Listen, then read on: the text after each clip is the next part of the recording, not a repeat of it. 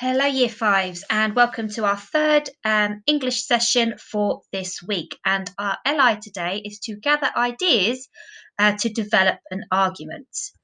So yesterday we learnt that Beowulf defeated Grendel in a deadly battle, which resulted in poor Grendel's arm being pulled off. In today's session, we will learn that Grendel has a mother who will vow to get her revenge. In the next sessions, we will be looking at using language to write a speech from Grendel's mother's point of view. You will need to use persuasive language to convince the Danes that Grendel was unfairly killed. Okay, so to start with, we're going to do a little grammar starter and we're going to be looking at relative clauses. So a relative clause uses relative pronouns, and these are who, which, that, whose, and where, to give extra information about an idea in a sentence.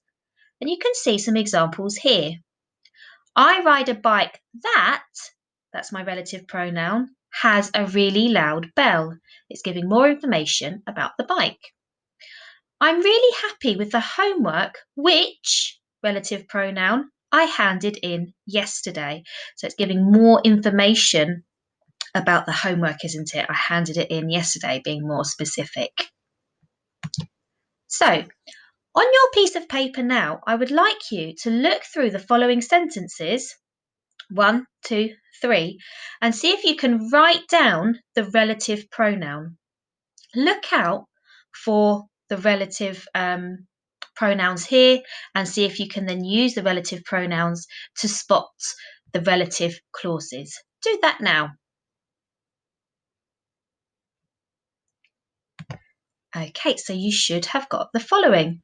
Freddie, who had stopped the goal from going in. That's giving more information about Freddie, isn't it? The dog, whose paws were muddy. Again, we're referring back to the dog with the relative pronoun whose. The cafe, where we eat every Friday. We're giving more information about the cafe, aren't we? Right, let's see then if you can find some relative clauses in this text. So I'm going to read the text to you, and as I'm reading, you will look out for some relative clauses that you could then write down on your piece of paper. Remember to look out for those relative pronouns, who, which, that, whose, and where, which will help you to identify the relative clauses. As usual, Sam was down at the beach looking for shells. His collection, which he displayed at home, so that would be one, wouldn't it? Which he displayed at home, was made up of hundreds of beautiful precious shells. His mother, who also loved the beach, was more than happy to have pieces of it brought into her house. Mum, who was reading on a blanket not too far away, was trying to relax after a particularly stressful week at work. She was also keeping her eye on Sam, who was busy looking for more shells. Unusually for Sam, he had his back to the water, which was lapping gently onto the sandy beach. Had he been looking out to sea, he would have seen it coming. Large, noisy seagulls had been circling overhead in the clear blue water.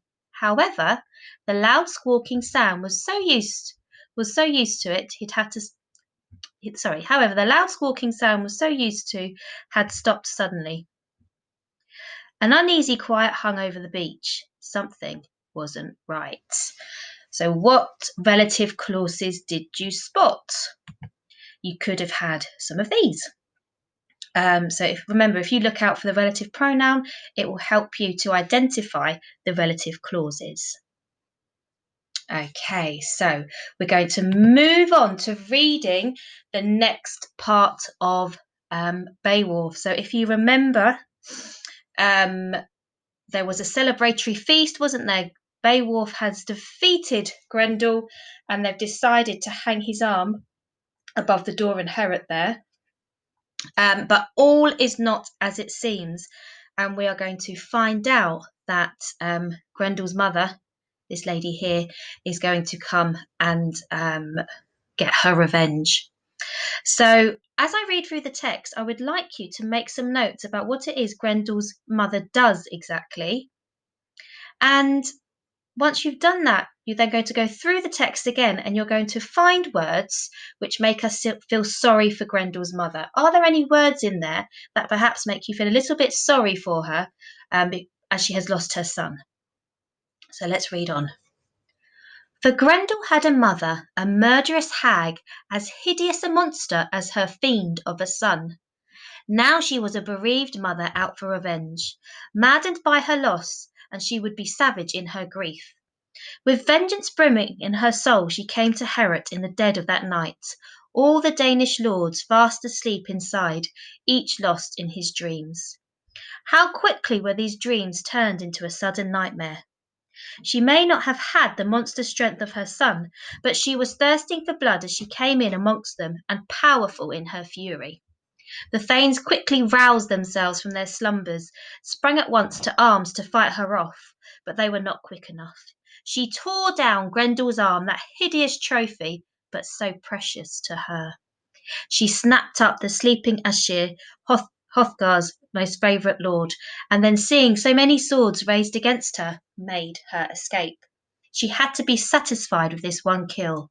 It was a revenge enough for her. Okay, so what did Grendel's mother do exactly? And are there any words in there that make us feel sorry for Grendel's mother? Well, so Grendel's mother, we learn, she comes to, she burst into the hall of Herot and she snatched up Aesir, hasn't she?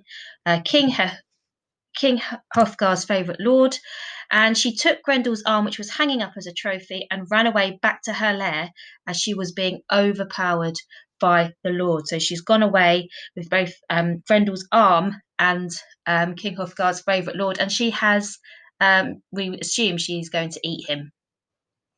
So are there any words there that make us feel sorry for Grendel's mother?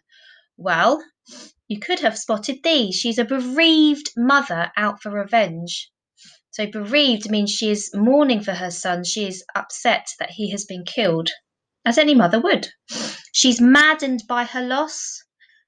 She would be savage in her grief. So we can feel a little bit sorry for her because she is grieving, and it makes us feel that she has got feelings as well. She's not a horrible monster. She has got feelings. She loved her son. And again, you can see that here. She tore down Grendel's arm, that hideous trophy, but so precious to her. So her son was precious to her. And so she was capable of love, wasn't she? She's not just a horrible monster, she's able to love as well. So, what we're going to do today, this is our task. You are going to imagine that you are Grendel's mother. What sort of arguments could you make about Grendel's death being unjust to the Danes? So we're going to create a speech tomorrow, and we need to think of some arguments. How could we convince the Danes that they have actually been really unfair to Grendel? So here are a couple of ideas that I've come up with. I've put to say to the Danes that you Danes were not considerate neighbours. They played music all night and kept my sweet boy up all night. He had terrible tinnitus, which is constant ringing in the ears, a disease which makes you hear things, which only made the terrible noise from the hall unbearable. And then another argument I've put here, Beowulf is an arrogant man who only cares about his career as a hero. He used my son as a way to gain more fame. So you could use the idea perhaps poor Grendel had tinnitus, that terrible disease that made him have constant ringing in his ears, and that's why he was so mad, and it just sort of made him go insane, and that's why he was doing it. Or we could say that the neighbours weren't very considerate at all, were they? Really, if they were playing loud music and drinking all night, they weren't being very considerate to Grendel, and I don't even think they thought to invite him, did they? So have a little think now about some ideas that you could include. How could we convince the Danes that they have been wrong, and they have and that Beowulf has unfairly killed Grendel? Do that now on your piece of paper.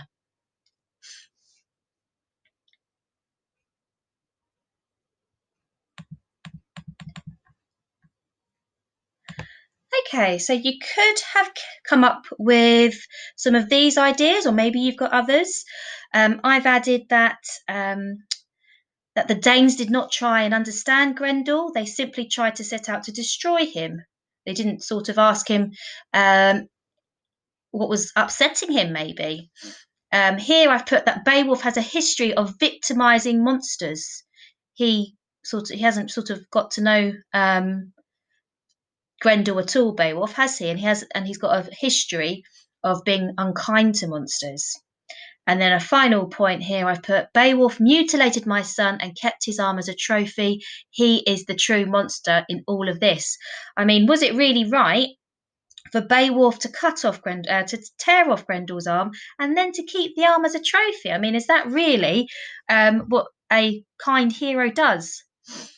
So make sure that you keep hold of your ideas, of your arguments, because you'll be using those tomorrow when we make a speech from Grendel's mother's point of view.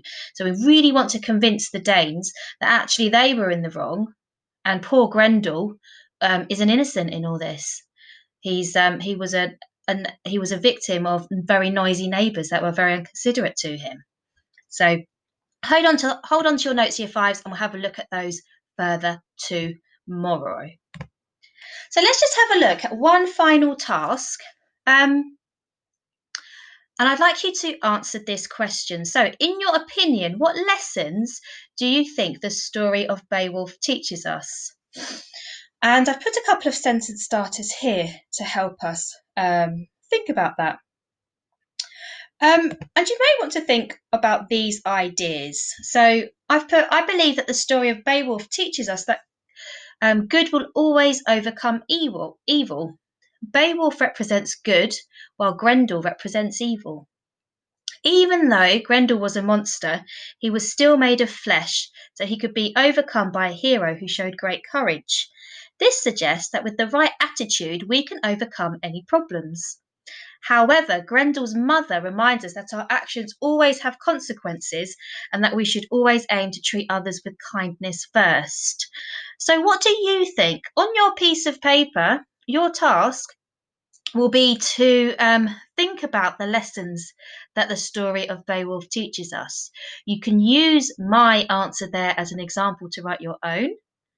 And I look forward to seeing your opinions.